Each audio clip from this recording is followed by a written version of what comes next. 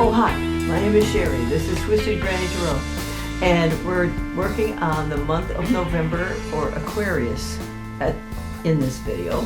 I'm expecting a lot of exciting things because, frankly, Aquarians are full of exciting things that happen to them, or they may happen on a regular basis. So, what we're going to do, this is the channel that uses a horoscope diagram to read tarot, because each one of these slots on this diagram represent a department, let's call it, in a person's life. There's your finances, your home, your romance, your career. So we're going to find out lots of things that are going on in your life and see how we handle them for the next 30 days, okay?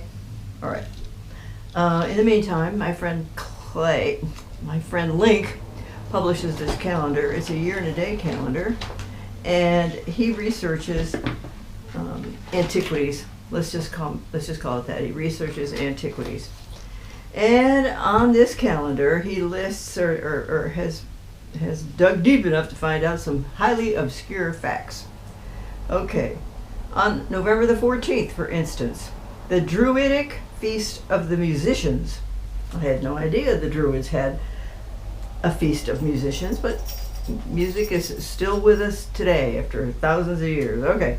Also, it says here on the 14th, Olivia Robertson, co-founder of the Fellowship of the Isis, dies. There is such a group called Fellowship of Isis. And also on the 14th, Quintus Tom publishes Anatomy of the Heavens. Oh my gosh, in 1616, and he was never seen again. Very interesting. Very interesting. Okay. All right. So, we're going to start off, Aquarius, with your first house, which is what you are thinking about right now. Oh, this could be... Oh, look. Okay, what's on your mind right now? This is a love card. And if you're a woman, it could be your boyfriend, husband. If you're a man, it could be your wife, girlfriend. It doesn't have to be a man. You know, this says king. It's just somebody you are affectionate with.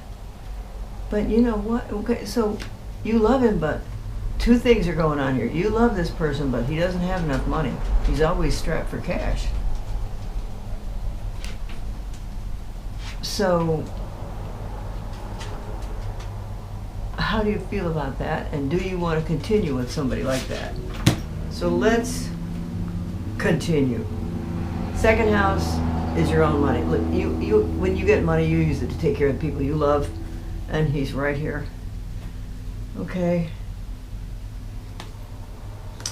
Third house is communication. We got the King of Wands, and that has to do with Wands governs business. Oh, then we have another face card. This is a woman, and she's the Queen of Swords, so she governs intellect and communication. Oh my gosh. Guess what? You got justice in. So what's going on here is that, well, it could be two scenarios. It might have been a he said, she said situation, and they decided to show you mercy. They decided you were innocent of whatever action took place because they have more faith in your behavior and your skills than you do with another person. Okay? They don't trust him, her, just because. They probably have good reason. Okay. Now, if we have this in communication, so this just seems like, because this is business, and it might be HR. So there was a situation with HR that you had to address, and it came up in your favor. How's that? Does that ring true? Okay. Then we have the fourth house, which is your home, and this person is doing what might be called due diligence. Actually, he's practicing his homework, basically learning his job better and better so he can perfect it. Now, does this mean you work remotely? Maybe. It also means that there could be a situation going on in your house that's causing a kerfuffle. Like, you could be working physically on the house, putting in new floors, putting in new light fixtures, putting in, just making improvements, that kind of thing. Or, you know what, maybe your dishwasher leaked. It could be a repair job. So something is going on in your home, and it may have to do with your remote working, or it would have to do with improvements on your house. Okay, fifth house is romance and stop at 1, 2, 3, 4, 5. Fifth house is romance and creativity. Now, okay, if we're talking romance, this person is not nice.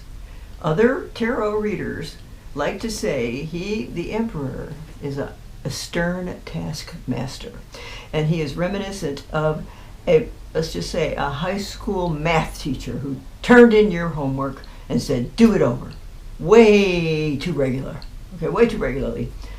So, if this is, and what? You're coming up with kind of a sour opinion of romance.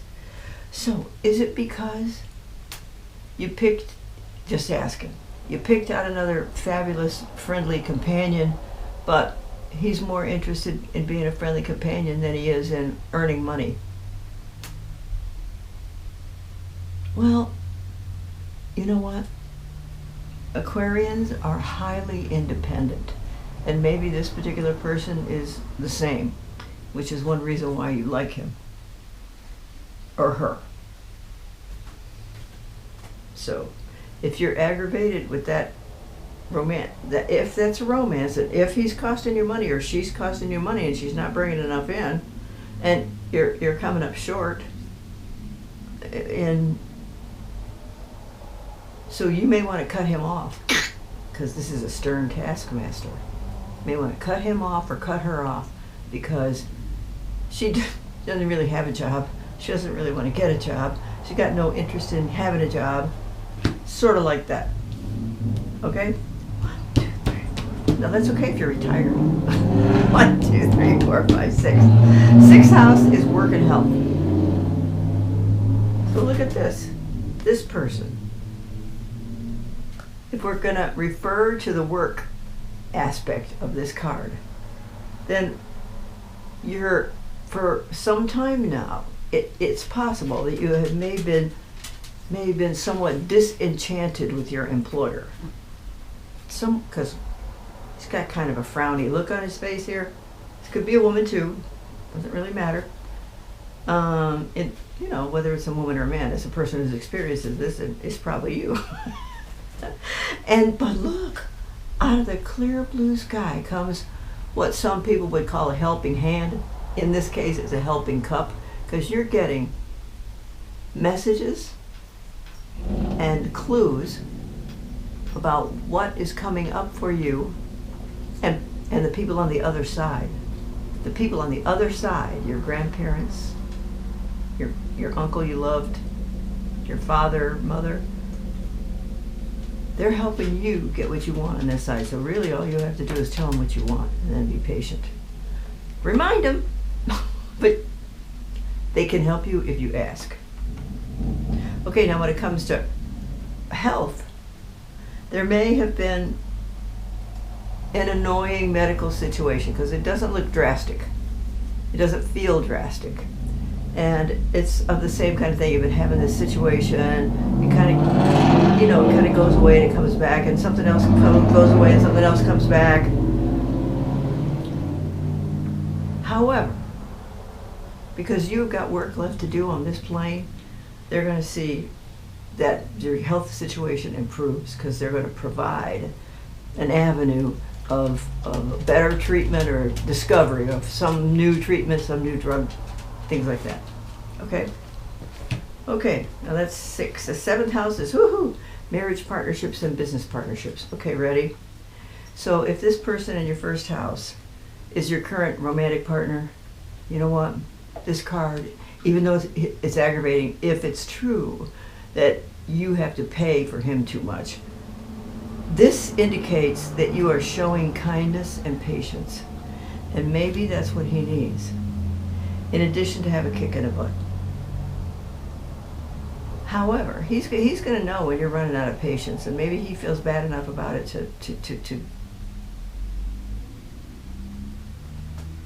move the situation along.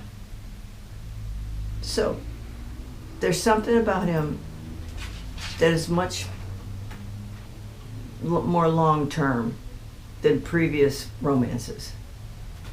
So if this person wants to be your long-term, he'll show improvement, and you're gonna, according to this, you're willing to wait to see what kind of improvement that is.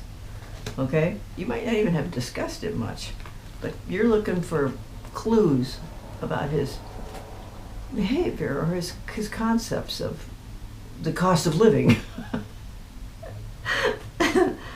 All right. Eighth house is, money from other people, and what we have here is a Knight of Pentacles card. Okay, well, obviously that's money, and for the eighth house is money from other people. It can mean bonus money from your work. It can mean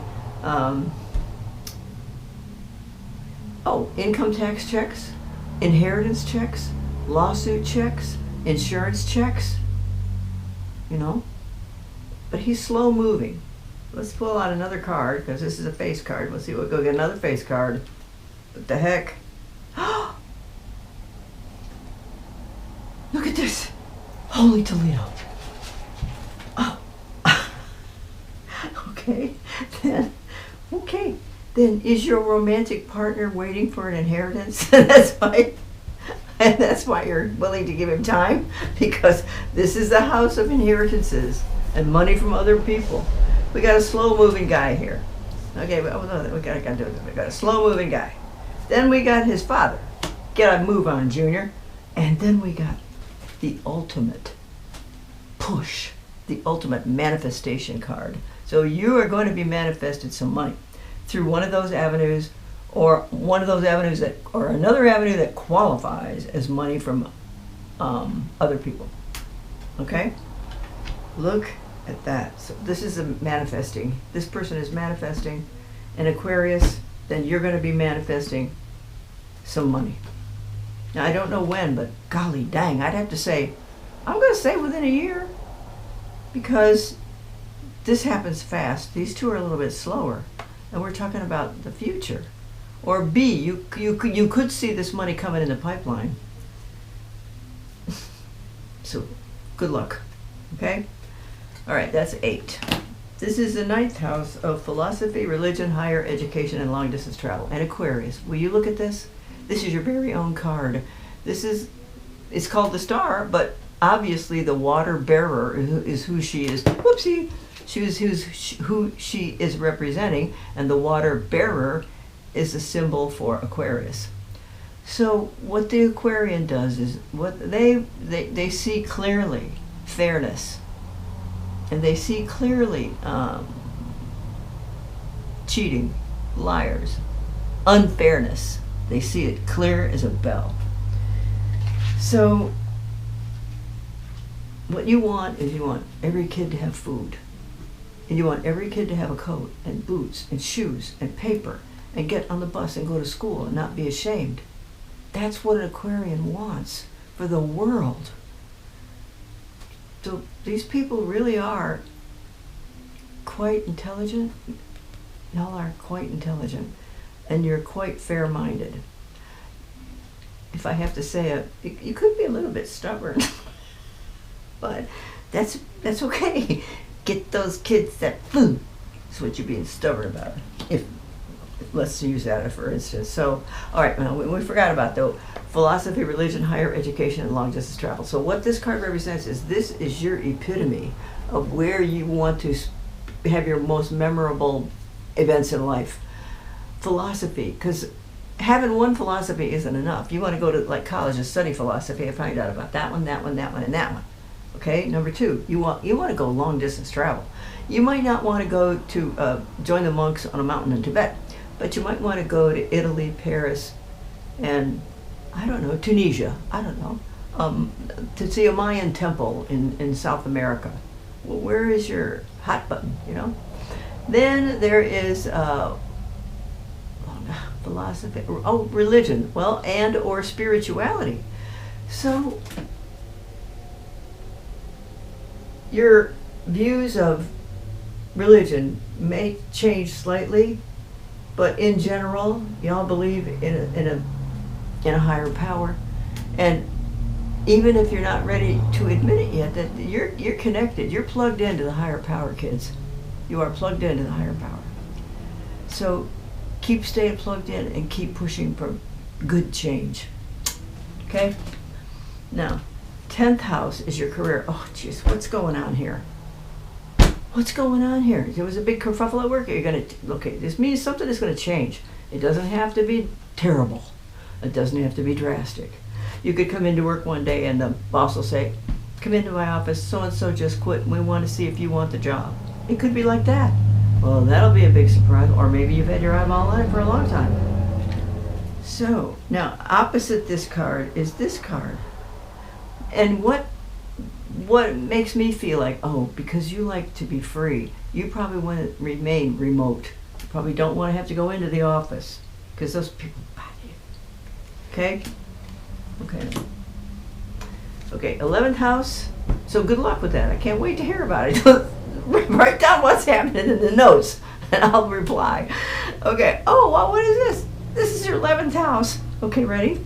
This is your 11th house of long-term plans. Does that person look like she got long-term plans? I think you're deep in meditation about your long-term plans.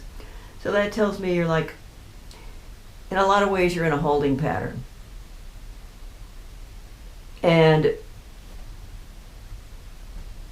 although you do like your, how shall I say, a touch of excitement in your life, so your long-term plans are like on hold somewhere. That's all I can tell you. And this is also the house, the astrology house of people you know from previous employers. You're not talking to them either. So your 11th house, you're kind of vague on your long-term plans. And with regard to people that you know from previous employers, you haven't talked to them in years. Now you might want to kind of like maybe remember in case you want a job someday. You can call them up and say, is your place hiring? But there's none of that going on in your head right now. All right? All right, now 12th house. Okay, this is a card of mental activity. So when you go to sleep at night, you cannot turn your brain off. You just continually. So you may want to listen to a meditation tape, and you can get those on YouTube. Listen to a meditation tape until you go to sleep. And it could have post-hypnotic suggestions, like I'm going to have a dream about so-and-so, or I'm going to have little thoughts about that, or you could do that. And that'll help you set your goals, because you're sleeping through them. Okay, so you got a vibrant, active mind. Okay, now, this card, ready? This is a good one. This card kind of casts its own light on each one of these 12 houses. Guess what you got? So, overall, if in your 10th house, if the kerfuffle is a surprise to you, don't worry, you're going to weather the situation just fine. Okay? And what else have we got here? Oh, let's see. 1, 2, 3, 4, 5. Well, okay, and this is your 5th house of romance, where you're aggravated with you're aggravated with your romance. It might be because you're footing the bills and doesn't make you feel good, but there's something about the situation that keeps you hanging on. It can be anything you like about the situation, and I'm not going to say it's going to turn out bad, because luck is on your side now. So look for good things to happen, and they will, because if you look for bad things to happen, they will happen too. So keep your view straight ahead and surround yourself with good thoughts and happy people. Okay, well, look at that. I think we're done. This is Sherry. If you have any questions, please write them down in the comments and I'll get back to you. Please hit that subscribe button and the like button. And I'll be looking forward to talking to y'all next month, okay? Thanks. Bye. Bye.